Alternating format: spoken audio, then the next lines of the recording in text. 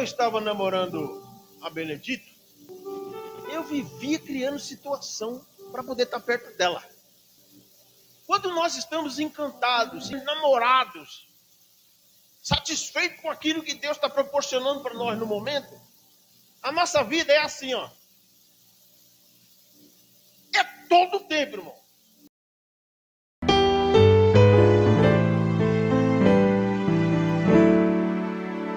Aleluia. Graças a Deus. Fico grato por essa oportunidade. Vou tratar um assunto que eu tive lendo durante essa semana, irmãos. Quando nós lemos o livro de Neemias, nós já passamos por algumas situações de cativeiro bastante delicada, né? O babilônico caldeu Nabucodonosor manda Nebuzaradã e um outro sujeito lá que eu esqueço o nome, que era o primeiro general e o segundo comandantes do exército, para invadir Judá. Já tinham tomado a Samaria, né? O reino do norte já tinha tomado o Israel, e agora tinha Judá para eles invadir. Eles invadiram uma vez, invadiram duas e invadiram uma terceira vez. Depois de tudo, depois desse povo estar cativo, nós estamos com Neemias nos cuidados de um outro rei, e ele toma informações com o irmão dele que vem de Judá e outros judeus que vieram com ele, e pergunta como é que está o estado, a situação de Jerusalém. Depois de ter cumprido as palavras do Senhor pela boca de Jeremias, lida e traduzido muitas coisas pela boca do profeta Daniel e Ezequiel, das coisas que foram faladas pelo profeta Jeremias, acabando aquele sufoco todo, ficou a destruição. Quando aqui a Bíblia colocou, na minha versão, colocou os muros fendidos. O muro fendido é um muro com uma rachadura grande, né? Mas nós sabemos que não foi isso. Algumas versões vai dar destruído ou destroçados, coisas desse tipo, porque é o que aconteceu. Os muros vieram abaixo, eles derrubaram os muros, queimaram as madeiras dos portões, e o que tinha de ferro, se tinha, eles também jogaram no chão. As casas foram todas derrubadas e queimadas, se sobrou algumas de pé, foram raras, e o reino de Judá foi destroçado. Neemias, trabalhando como uma espécie de mordomo, servo fiel do rei, ele faz apelo para o seu senhor. Antes, o seu senhor se incomoda da situação em que ele está ali e pergunta por que se ele não tem visto ele doente e próximo do rei, com intimidade, o rei sabia que naquele dia não tinha morrido ninguém da família, por que ele estava tão triste? Era justamente porque ele tinha recebido a visita do irmão e dos judeus que estavam lá, e passou o comunicado para ele qual que era a devida situação de Judá. A cidade fortificada, uma das mais fortificadas que existia no tempo, está em ruína. Eu tenho certeza que as orações de Neemias não começaram ali. Elas já vinham de diversos meses, anos, e com muita frequência orações pelo seu povo, porque ele viu o estado que ficou, como que os filhos de Joaquim foram mortos e os seus olhos furados. As últimas coisas que o rei Joaquim viu foi a morte de seus dois filhos, o Nabucodonosor, o próprio. Então, ele sabia, então ele vinha orando, ele vinha pedindo a Deus, ele vinha clamando ao Senhor para que o Senhor tivesse misericórdia do seu povo.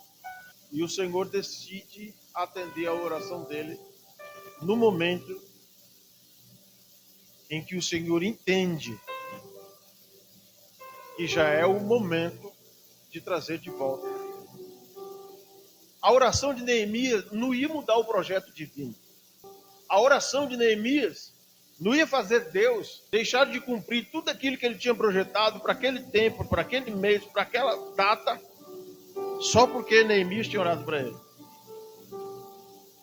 Se está dentro da vontade de Deus, a oração do servo de Deus, como Josué orar e o sol parar, então aquilo vai suceder. Porque Deus já tem um projeto montado. O cego de Jericó não vai enxergar 6 meses antes. Deus vai dar honra e vai permitir que outros respeitem a posição da oração do Gerson, da oração do William. Deus vai permitir que o seu servo seja honrado a partir da sua oração, mas aquela oração que vai se encaixar dentro daquele plano que Deus tem estabelecido. Então eu estou ferrado. Eu tenho tantas coisas que estou pedindo para Deus aí, e se não estiver dentro do plano dele, eu estou ferrado, não vai se cumprir, ele não vai ouvir. Então, deixa eu te falar um negócio, lamentavelmente, vai se acostumando. Porque o prazer do cristão, o prazer do filho que entendeu a vontade de Deus, é que toda a vida dele se encaixe dentro de um plano governamental vindo da divindade. Vindo de quem é perfeito e sabe fazer a coisa certa. Porque se ele responder uma oração minha para satisfazer o desejo do meu coração e fazer com que a água caia e eu tenha água com abundância e carne com abundância, não só aquela porção que o corvo está me trazendo e que o ribeiro de Querite está me entregando, só porque eu estou padecendo necessidade, então alguma coisa está errada aí. Eu acho que eu é que estou comandando o negócio. O Senhor vai responder o Elias, mas ele vai responder o Elias quando ele já tiver dado a lição que é preciso dar a Acabe. Ele vai responder a oração do Elias quando ele tiver punido já, de um certo modo, a sujeita por nome de Jezabel. Quando a contaminação já tenha entrado no coração dos 2 filhos de Jezabel e de Acabe. Inclusive, um deles vai se tornar rei. Deus vai responder a minha oração de acordo com aquilo que ele tem proposto na eternidade. A minha oração não vai mudar o projeto divino. Mas eu estou com essa enfermidade aqui que não sai. Paulo, me ajuda em oração. Eu estou com uma dor de estômago aqui que não sai, ela não vai embora. Não é uma dor de estômago que é 3 vezes por ano, 2 vezes por ano. É frequente. É tão frequente que o próprio Paulo vai escrever e vai dizer: toma um gole de vinho por causa das suas frequentes dores do estômago. Não era vez ou outra, era frequente. Os irmãos sabem o que é um negócio frequente. O Paulo vai fazer uma oração e vai pedir: Senhor, por 2 vezes já te clamei, vou clamar a 3ª. Tira de mim esse espinho. A minha graça te basta. A minha graça te basta. Mas o choro do homem de Deus, suas lamentações, não muda pelo fato dele entender que ele tem que se encaixar dentro dos planos e do projeto de Deus. Não muda, porque ele é homem, ele não é Deus. Ele vai insistir nas suas petições, ainda porque a própria Bíblia diz para ele insistir. Ele não desistir, para as suas orações ser frequente naquele propósito pelo qual ele deseja o seu coração. E aí, irmãos, está Neemias chorando. Nós paramos no verso 6, na parte B do versículo, agora vamos ler a C. De dia e de noite, pelos filhos de Israel, teus servos, e faço confissão pelos pecados dos filhos de Israel, que pecamos contra ti, também eu e a casa do meu pai pecamos. E a oração dele, irmão, não é uma oração voltada para ele. Os irmãos percebem? A oração dele estava sendo feita com frequência, porque eu não acredito que só foi feita essa oração naquele dia. A oração dele vinha sendo feita com frequência, e agora ele vai dizer aqui, dia e de noite, pelos filhos de Israel, teus servos, faço confissão pelos pecados dos filhos de Israel, que pecamos contra ti, também eu e a casa de meu pai, de dia e de noite. Não foi aquela oração só, no dia que o Senhor respondeu, mas é ordeiro, é decente, fica bem para o crente, para o servo de Deus, está com o seu joelho dobrado, clamando e falando para ele: Senhor, tenha de misericórdia. E ele ali não está pedindo para ele uma casa nova, um carro. Ele não está pedindo tecidos novos para embelezar a sua casa, seda, cetim. Ele não está pedindo dinheiro para poder comprar ferro, para montar janelas, para fazer os ferreiros fazer janelas de ferro, para reforçar a casa dele, os portões da casa dele. Ele está de contínuo orando a Deus pelos pecados que ele tem cometido, a casa dele tem cometido e os filhos de Israel têm cometido contra o Senhor. Porque também ele tem ciência, na qualidade de servo como ele é, não só do rei, mas como de Deus, ele tem ciência que tudo aquilo se deu por conta da desobediência do povo de Israel, dos seus muitos pecados e de não guardar o sábado, e de não guardar o descanso sabático. Mas ele também sabe que o Senhor não vai desamparar os seus servos. Que ele disse no versículo 5 assim, ó, ele disse: ó Senhor Deus dos céus, Deus grande e terrível, que guarda o conceito e a benignidade com aqueles que te amam. Ele não vai deixar de guardar o conserto que ele tem contigo, irmão. Vocês já perceberam se ele tem um conserto com vocês? Vocês acreditam que ele tem um conserto com vocês? Eu acredito que ele tem um conserto comigo. Eu acredito que com toda a dificuldade que algum dos irmãos aqui tenha passado, e eu digo todos que eu estou olhando, que meu olho está olhando aqui, os irmãos têm um conserto com o Senhor. E se os irmãos têm um conserto com o Senhor, os irmãos vão ter que ter encaixado nesta oração que Neemias fez aqui. Mas de vez em quando, deixa lá a situação de Neemias, vamos para nós agora. De vez em quando, não é você, nem aquele, nem aquele, é nós. Quando eu estava namorando a Benedito, eu vivia criando situação para poder estar perto dela. É que nem o Paulo com a Sara. Eu vivia criando situação para estar perto dela. Quando o Gerson estava namorando a Lúcia, vou falar dos que eu fiquei perto. Não vi o namoro do pastor Márcio com a Marina. O Gerson não vivia criando situação para estar perto da Lúcia. As dificuldades que viessem, ele pulava por cima. Ele ultrapassava para estar perto. Quando nós estamos encantados, enfeitiçados, enamorados, satisfeitos com aquilo que Deus está proporcionando para nós no momento, a nossa vida é assim, ó.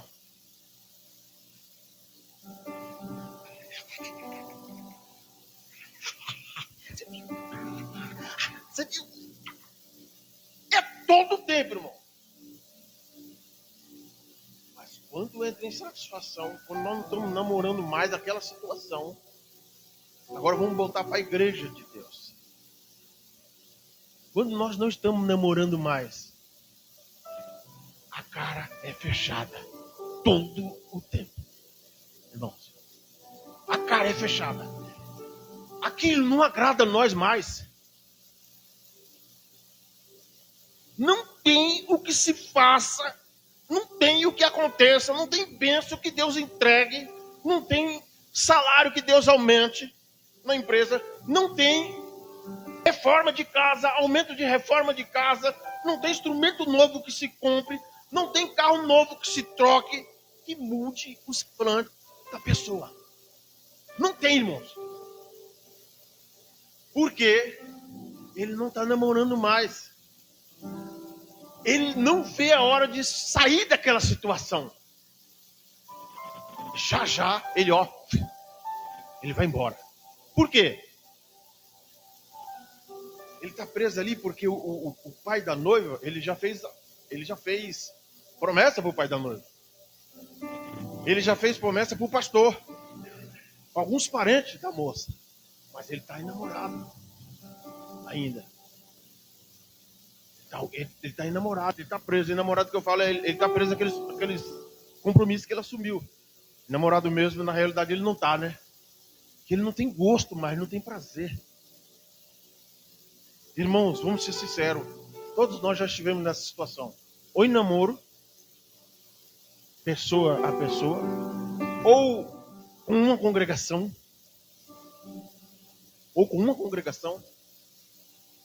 ou com a família. Às vezes o cara casou e está na casa do pai, o pai não se bateu com a nora.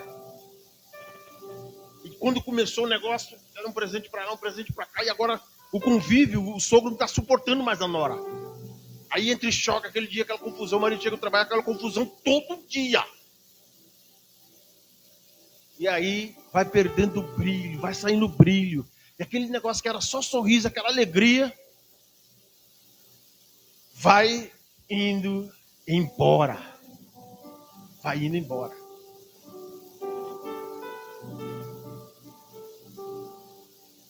Mas o brilho de Neemias por Israel chegava a brilhar o olho dele, quem visse nas suas orações, confiante que ele ia responder, que Deus ia responder as suas orações, no momento dele, dentro do propósito dele, dentro do projeto dele. Ele sabia, vou aguardar, como Jó, por certo o meu Redentor vive, e na hora certa, ele vai corresponder, segundo a verdade e a sua justiça, para com a oração que eu tenho feito com ele.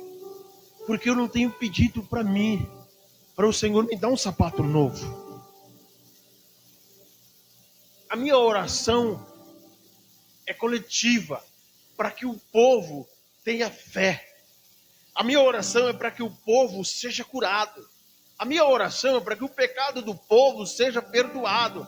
A minha oração é que, se o Senhor tiver que dar algo, que dê instrumentos novos para a igreja, que dê sabedoria para o pastor, que aumente o caixa da igreja para ele alcançar outras pessoas de todas as formas possíveis.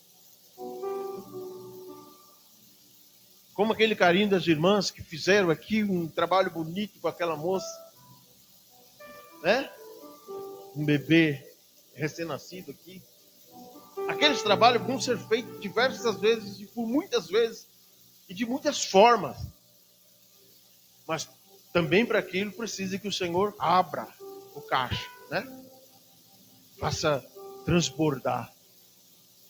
A oração do Neemias, assim como o Esdras, que vai aparecer depois, lá para o capítulo 8, eu acho, 7, 8.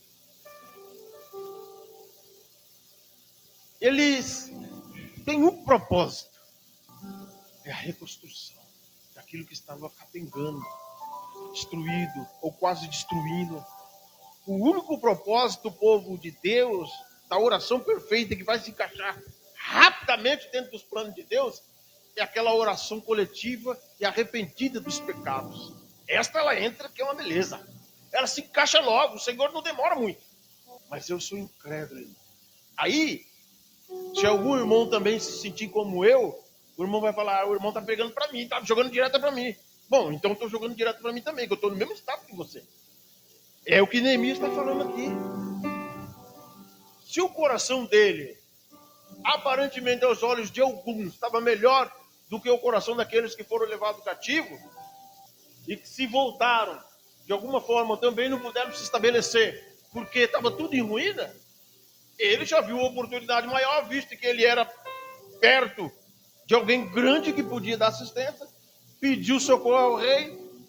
O rei falou, bom, como você tem sido um bom moço, tem visto sua conduta, seu pedido é nobre, e já era do meu coração de dar uma ajuda para a restauração, vá, vou mandar uma comitiva do exército com você, vou mandar alguns líderes com cartas para entregar para os governadores de todas as províncias, para não atrapalhar o seu trabalho e dar livre curso.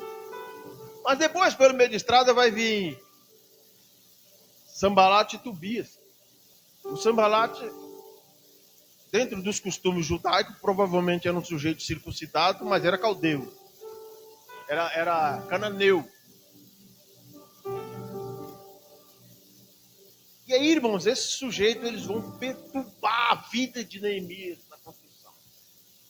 Mas Neemias chama os líderes, os cabeças de tribo, reúne, faz... Primeiro ele dá uma volta de noite.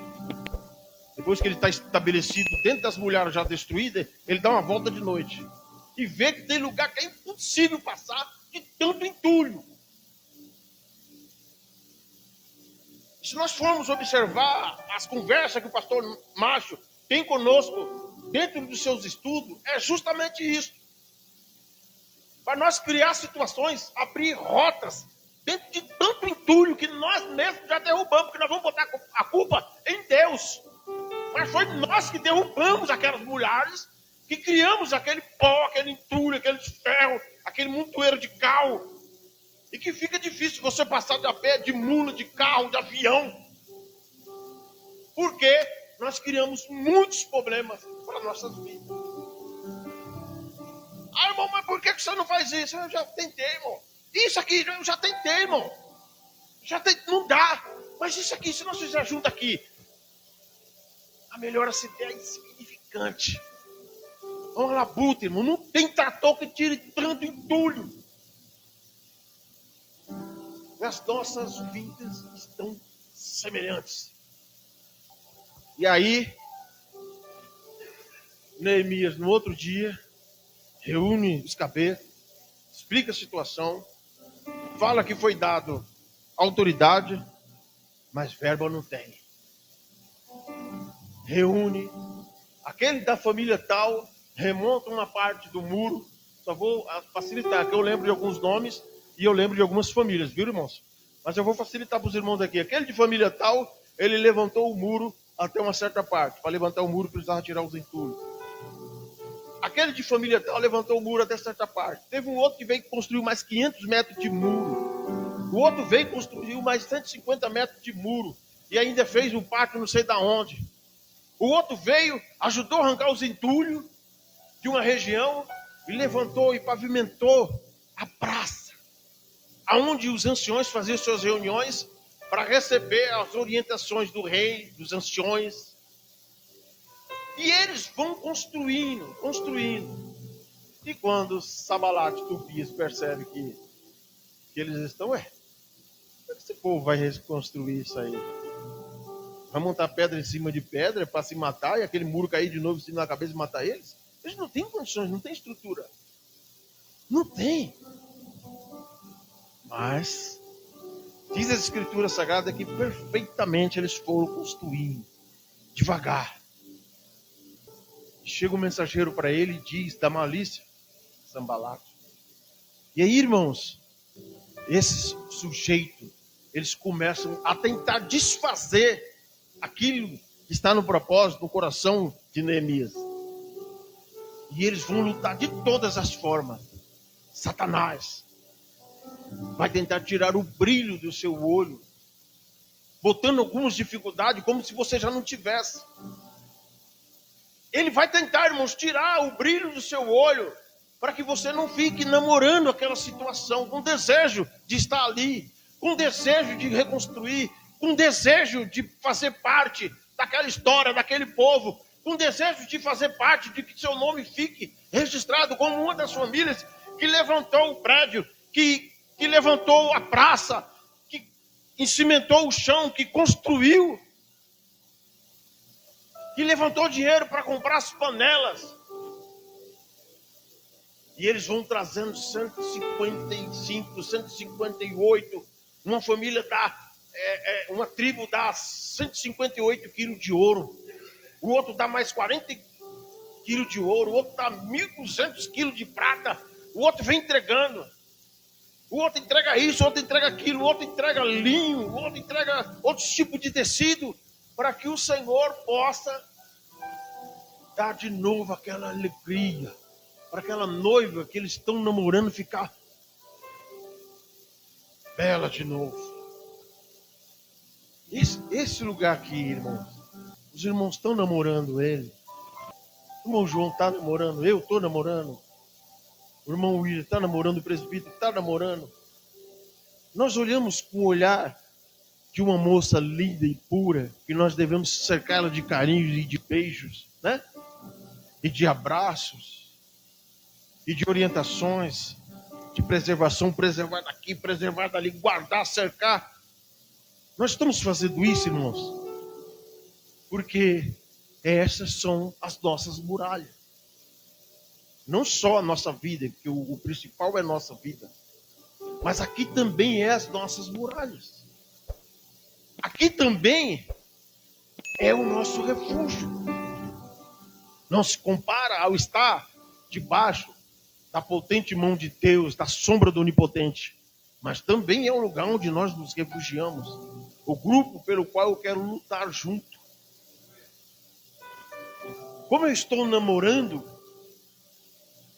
e meu sorriso é farto para todos os irmãos, então fica fácil para mim trazer uma mensagem dessa.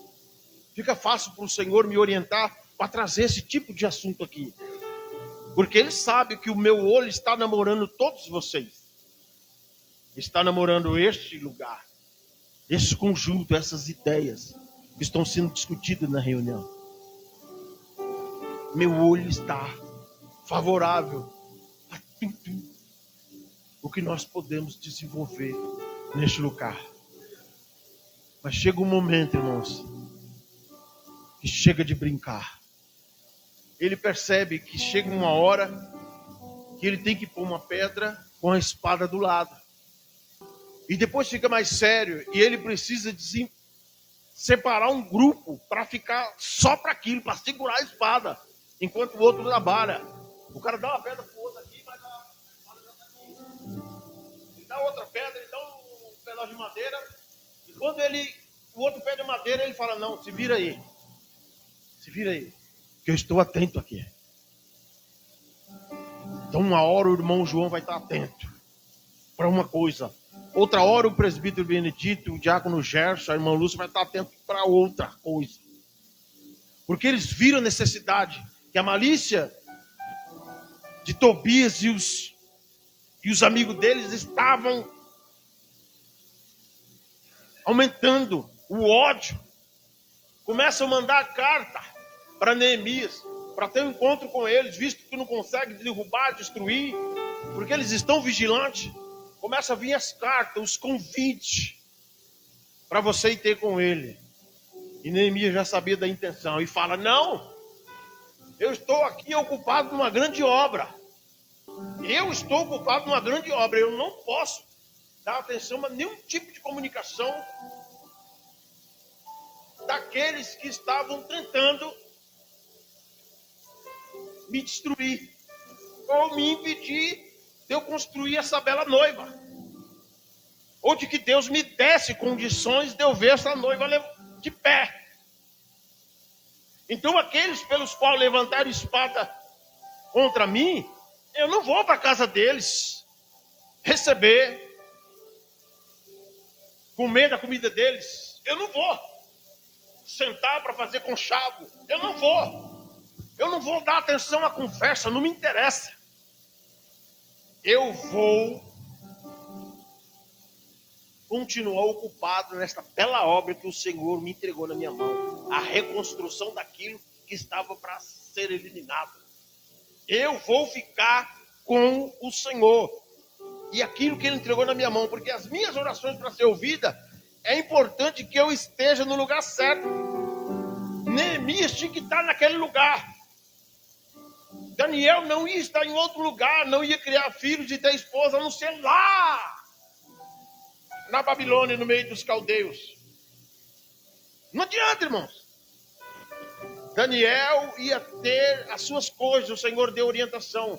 Crie seus filhos, monte suas casas, enfeite elas, plante jardim, porque é aí que vocês vão ficar 70 anos. Jeremias disse para ele.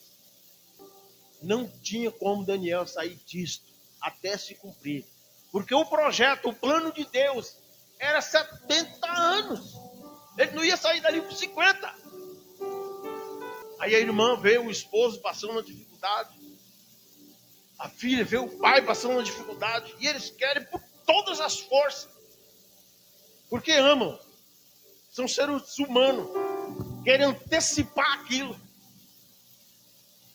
Quanta humilhação aquele tal de Daniel não passou, irmãos. Às vezes a sua decepção e a sua humilhação não é o cativeiro. Às vezes é outra coisa.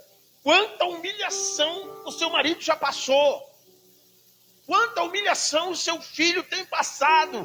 Quantas coisas têm sido jogadas na cara do seu filho, da sua esposa. E ainda uns outros têm se levantado de noite para tentar derrubar o que você tem construído. Mas as palavras de Neemias, eu não posso sair daqui. Porque o Senhor me incumbiu e me responsabilizou. E eu tenho por certo que agora Ele está respondendo as minhas orações. Porque até o rei já me procurou. E agora, muito pelo contrário, o rei me procurou, eu já estou aqui, com os pés estabelecidos aqui. Já fiz uma volta na cidade. Os anciãos já estão me ajudando. Já construímos uma boa parte do muro. Os prédios, a maioria deles já está de pé. Já estão pintando, metendo cal nas paredes. Já estão sendo fortalecidas todas as portas. Quase todas as portas estão no lugar. Madeira boa, trinco pão. E quando isso estiver pronto, eu vou glorificar o meu Deus. Mas como que eu vou glorificar o meu Deus? Se antes dela ficar pronta, eu sento. Eu desisto. Eu desmaio. Eu me aborreço. Nós não. O Senhor tem levantado um batalhão aqui. E nós vamos ficar de pé. O inimigo tenta enganar o meu e o seu coração. O adversário, ele tenta te derrubar. Não se engane, irmãos. Não se engane. Ele quer derrubar todos. Ele quer derrubar todos. Mas ele tem preferência por aquele que está lá em cima na torre. Porque aquela ali é artilharia pesada. Aquela dali é artilharia pesada. Quem está em cima da torre, com armamento pesado. Então a intenção do inimigo para fazer o mal entrar pelas janelas, pelas frestas do muro, pelo um portão que está quebrado, é derrubar aquele que está lá. Você foi levantado para quê? Em que posição você está? Você é sniper? É daqueles que corta a corda do arpão e de uma vez só vai 30 flechas? Ou você manda uma flecha de cada vez? Que também é muito útil para o exército. Saiba, se cada vez você lançar 30 flechas, o inimigo está de olho em você. Agora, nós poderíamos vencer com mais facilidade algumas barreiras. Se nós jejuássemos mais, se nós orássemos mais, se nós parássemos de falar da vida do outro, se nós parássemos de ser coviteiro, desleixado, incrédulo, mentiroso. Mas tudo isso faz parte do pacote do nosso dia a dia. Porque aquele homem que diz que não peca, ele é perfeito. E se ele é perfeito, o que é que ele está fazendo aqui? Que não foi tomado como Elias foi tomado. Como Enoque foi tomado. Irmãos, fique de pé no nome do Senhor Jesus. As palmas louvam ao Senhor. Pastor Márcio.